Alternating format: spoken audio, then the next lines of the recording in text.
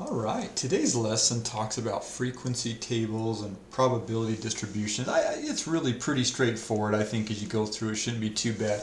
But I'll go ahead and show you a couple things, help get you started.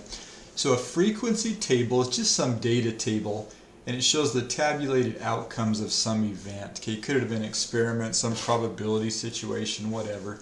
So this situation, maybe they reached in, they pulled the, marbles out of a hat or something, okay? So let's just kind of look at what's going on. So they've got red 22 times, yellow 14, now green they left a question mark, blue 20, but the total is 73. So how would we find the green? Well, I would just do the total and subtract these other ones away, right?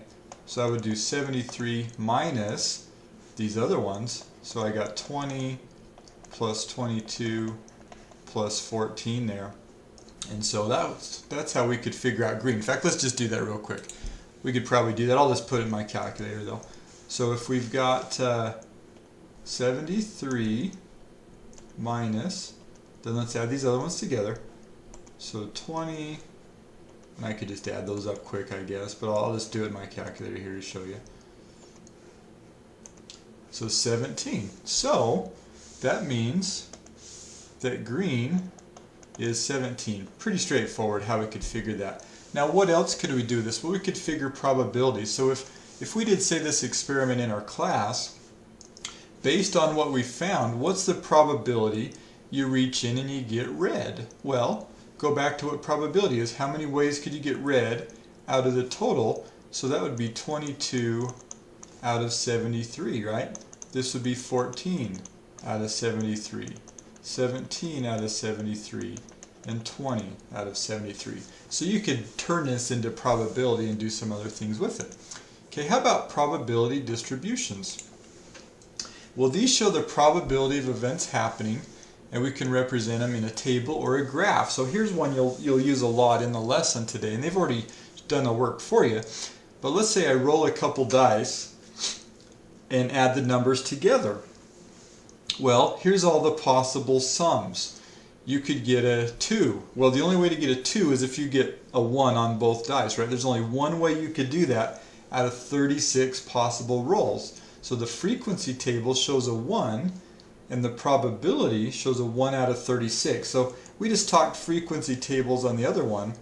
This just adds a column and basically shows probability built right into the same table, okay? Now we could also go graph that. So here's a graph of all these sums. So notice 2, well, it's a 1 out of 36. 12, also 1 out of 36. 3, how many 3's could you get? Well, 3 out of 36. And so it just, is a nice little bar chart basically showing you that. And that's all. It's pretty easy, I think, to read those, interpret what's going on. Okay, how about something like this? Identify the graph described by the function. So now they give us some probability function for some values. So x equals 2. Well, that just means go plug a 2 in here. So for x equals 2, we would have 7 minus 2 over 12. Well, that would equal 5/12. Okay? If we put a 3 in there, I'd get 7 minus 3 over 12. I'd get 4/12, or 1/3, right? And if I put a 4, I'd get 7 minus 4 over 12. I'd get 3/12. Well, which graph represents that? So for event 2, I get 5/12. Well, this one goes up to 5/12. This one doesn't, so we can cross it out. This one goes to 5/12. This one doesn't. So how about 3? What did we calculate for 3? 4/12. 3 goes up to 4/12. Well, this one only goes to 3/12. So that one doesn't work. So this 3 goes to 4/12. And for 4, we calculated 3/12. Notice the graph goes up. So hey, that matches. So if they show you something like this, don't be intimidated by it. You just plug in the values in, and then you're looking to see what matches. Okay, one last thing let's talk about. And again, it's pretty straightforward. I think you could just figure it out pretty easily, but I'll go ahead and introduce it. Use a frequency table to find the probability 5 or more responses. So this is just a probability table of responses for like newspaper editorials. Well, more than 5, okay, or 5 or more rather. Well, that would be these two, right? If you did 5 or 6 or more. So I've got 22 possible ways I could get 5 or more out of 200 total. And then you just go plug that in your calculator, and then again slide your decimal 2 places or multiply by 100 to make it a, in fact, let's just do it quick, okay? So I'll put my calculator back up.